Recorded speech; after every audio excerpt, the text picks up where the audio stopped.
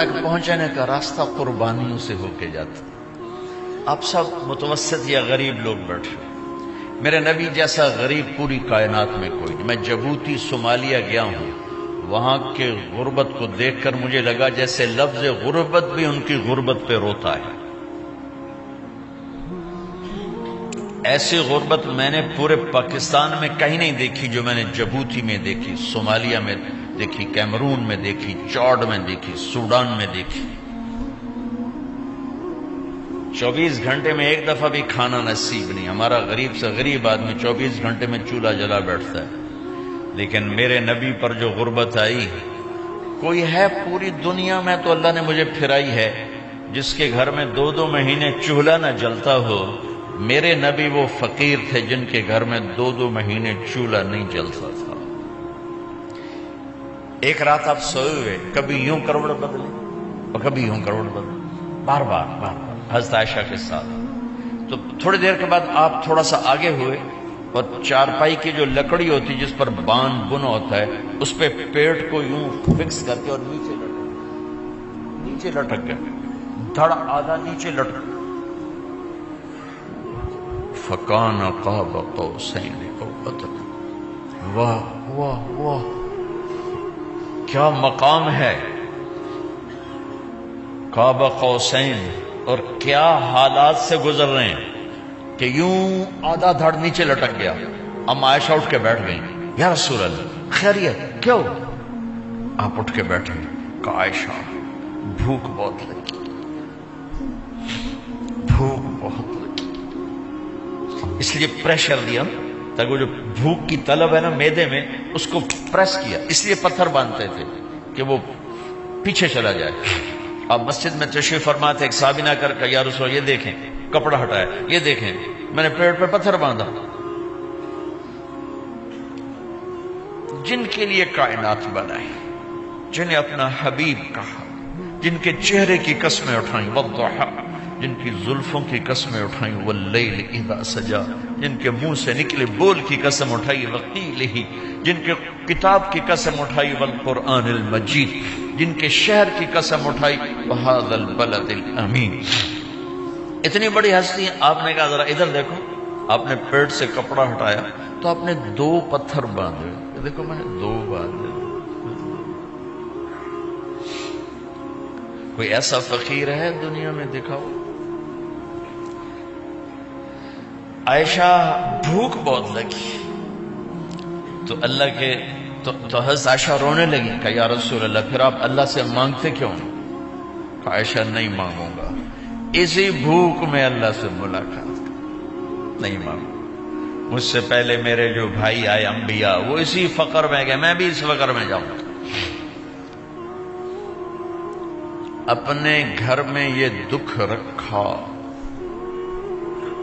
اپنی اولاد کے ذبح ہونے کو قبول کیا تاکہ آئندہ آنے والی امت کا غریب طبقہ گلہ نہ کرے، شکوہ نہ کرے، حرام راستوں پہ نہ جائے، غلط راستوں پہ نہ جائے، اور مالدار فخر نہ کرے میں کوئی بڑا آدمی بن گیا ہوں، میری اتنی بڑی فیکٹری بن گئی ہے، میری اتنی بڑی کمائی ہو گئی ہے. یہ نہ یہ بڑائی کی چیز ہے، نہ وہ چھوٹائی کی چیز ہے. جس سے اللہ راضی ہے وہ بڑا ہے، جس سے اللہ ناراض ہے وہ چھوٹا ہے، چاہے غریب ہے چاہے مالدار ہے.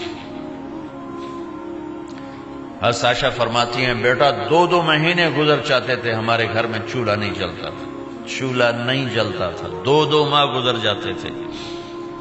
ایک دفعہ باغ میں تشریف لے گئے، عبداللہ بن عمر آپ کے ساتھ ہیں، صبح کا وقت ہے تو اب کھجوریں گری پڑی جو ملک نہیں ہوتی نا، کسی کوے نے ٹھونگ ماری، کسی طوطے نے اس کو ایسے ہی وہ اس کو ٹک دیا اپنی اور اس کے ساتھ چونچ کے ساتھ، تو وہ گر پڑی. اب اٹھا کے صاف کر کے کھا رہے تھے اور عبداللہ سے کہہ رہے تھے عبداللہ تو نہیں کھاتا؟ انہوں نے کہا جی مجھے بھوک نہیں ہے. آپ نے کہا عبداللہ مجھے بھوک ہے، آج 4تھا دن ہے میں نے کچھ نہیں کھایا. 4تھا تمہیں کوئی ہے جس کے ہاں 4 دن فاقہ چلتا ہو؟ آج 4تھا دن ہے میں نے کچھ نہیں کھایا. ہمارے دسترخوان پہ کتنا کھانا اٹھا کے کوڑے کے ڈھیر میں جاتا ہے. آج 4 دن گزر چکے ہیں میں نے کچھ نہیں کھایا. هذه صبح رابعۃ ما ذقت شیئا، آج چوتھی صبح میرے اوپر طلوع ہوئی ہے، ایک لقمہ نہیں کھایا۔ آپ مسجد میں بیٹھے تھے، کعب بن عجرہ آئے تو آپ کو دیکھ کر ایسے کہنے لگے یا رسول اللہ مالی اراک متغیر اللون، یا رسول اللہ آپ کا چاند سا چہرہ چمکتا آج مرجھایا ہوا کیوں نظر آ رہا ہے؟ تو آپ نے یوں دیکھ اپنے پیٹ پہ یوں انگلی رکھ کر کہا ما دخل جوفی ما يدخل جوف ذاتک منذ ثلاث، کہا آج 3 دن گزر چکے ہیں، پیٹ میں ایک روٹی کا ذرہ داخل نہیں ہوا، ذرہ، لقمہ نہیں ذرہ، روٹی کا ایک ذرہ پیٹ میں داخل نہیں ہوا۔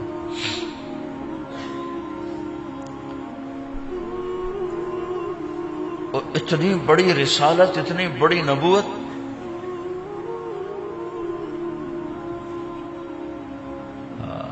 اپنی امت کے غریبوں کی تسلی کے لیے اور اپنی امت کے مالداروں کو سبق دینے کے لیے کہ اللہ رزق دے تو اپنی حیثیت نہ بھولو، اور اللہ نہ دے تو اپنے حبیب کی قربانی نہ بھولو۔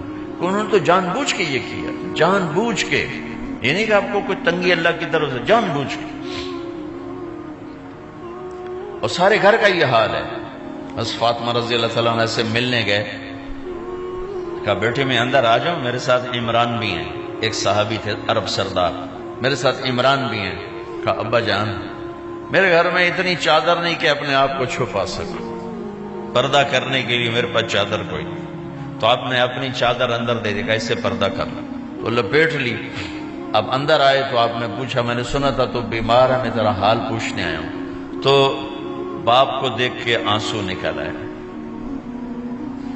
کہ یا رسول اللہ بیماری بھی ہے اور بھوک بھی ہے، دونوں ہی ہیں، صرف بیماری نہیں بھوک بھی ہے۔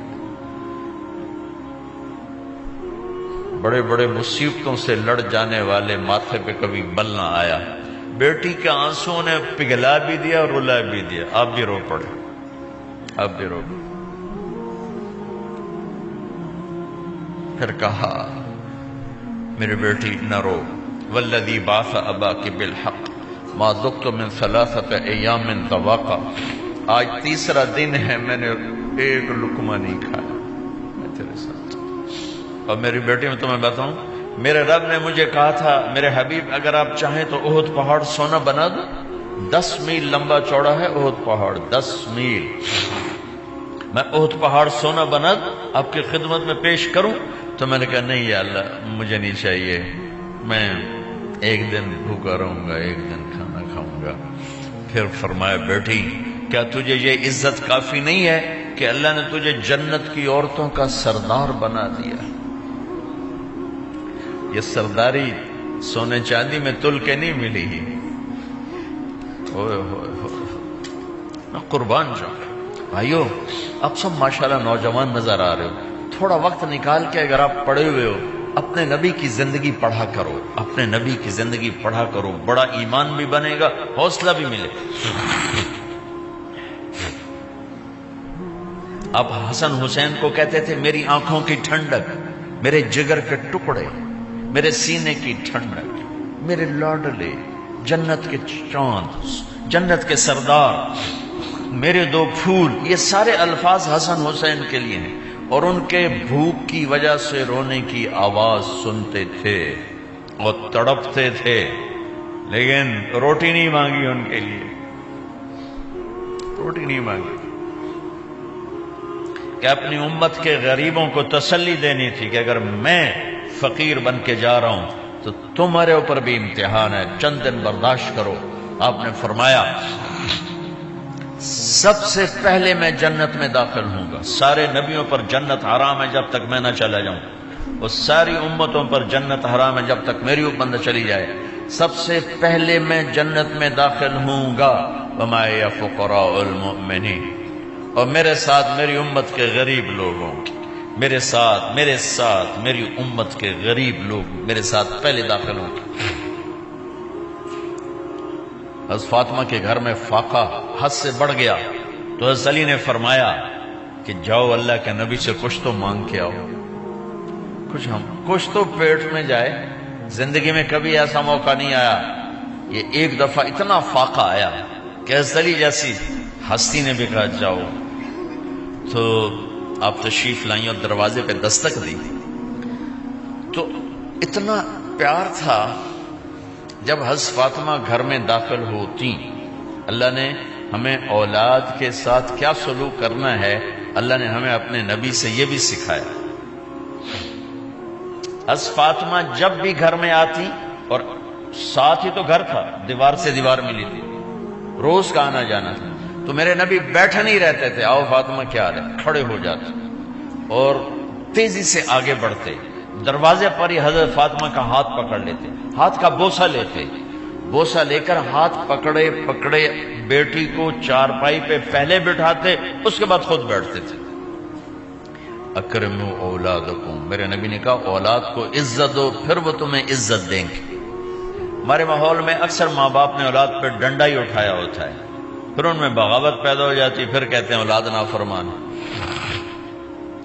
آپ نے دستک دی تو کہنے لگے یہ تو فاطمہ کی دستک ہے، خیر تو ہے، پہلے تو کبھی اس وقت میں آئی نہیں.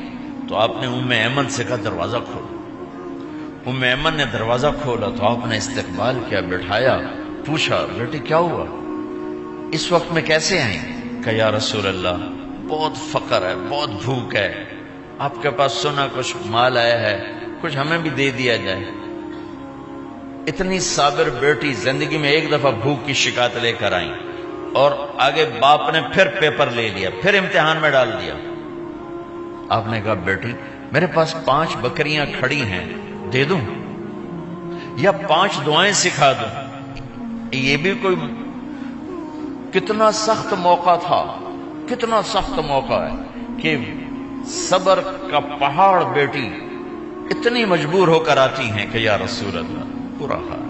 تو میرے نبی کہتے بیٹی یہ بکریاں بھی لے جا، دعائیں بھی لے جا، دونوں جمع کر دیتے، یا دعائیں بعد میں سکھا دیتے، بکریاں دیتے، ایک تو دے دیتے.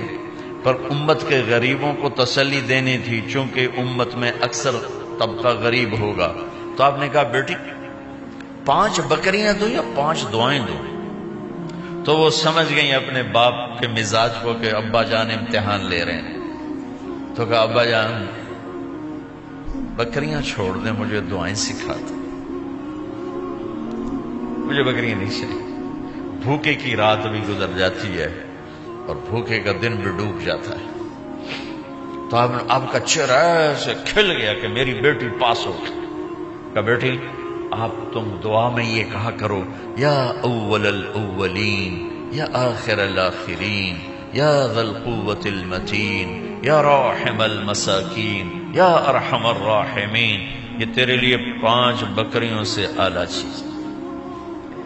اب گھر واپس گئیں خالی ہاتھ. حضرت علی نے فرمایا تو کچھ بھی نہیں لائی؟ کہا نہیں لائی ہوں، بہت کچھ لائی ہوں. کہا کیا؟ کہا میں دنیا لینے گئی تھی، آخرت لے کے آ گئی. ذهبت للدنیا وجئت بالآخرہ. تو حضرت علی نے فرمایا تیرا آج کا دن سب سے اعلیٰ دن، خیر ایام کی حال. داماد کا امتحان لے لیا، حضرت علی کو بلا لیا. علی 5000 بکریاں دو کہ 5 دعائیں دوں؟ اس وہاں تو 5 بکریاں، اب 5000 کر دیں. علی 5000 بکریاں لیتے ہو یا 5 دعائیں لیتے؟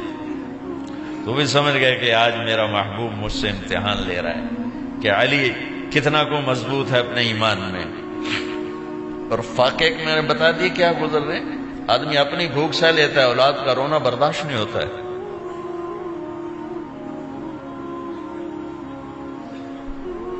علی 5 دعائیں دوں کہ 5000 بکریاں؟ حضرت علی نے عرض کی یا رسول اللہ دعائیں سکھا دیں، بکریاں نہیں چاہیے. میرا نبی کا چہرہ کھل گیا کہ میرا داماد بھی پاس ہو گیا. علی تو یہ دعا مانگا کر روزانہ، اللہم اغفر لی ذنبی ووسع لی خلقی وبارک لی فی رزقی وقنعنی بما رزقتنی ولا تذهب قلبی الی شیء صرفتہ عنی. یہ 5 دعائیں تو مانگا کر، 5000 بکریوں سے زیادہ ہے. اللہم اغفر لی ذنبی، اللہ میرا گناہ معاف کر. وسع لی خلقی، میرے اخلاق عالی شان کر. بارک لی فی رزقی، میرے رزق میں برکت دے. قنعنی بما رزقتنی، مجھے لالچ سے نکال دے، مجھے لالچی نہ بنا، مجھے حریص نہ بنا. ولا تذهب قلبی الی شیء صرفته عنی، جو تو نے مجھے دیا نہیں اس کی میرے اندر سے طلب بھی ختم کر دے، مجھے اس کا طلبگار بھی نہ بنا، کہ یہ 5000 بکریوں سے زیادہ ہے۔ میں نے تھوڑا سا اپنے نبی کے گھر کا نقشہ آپ کو بتایا ہے۔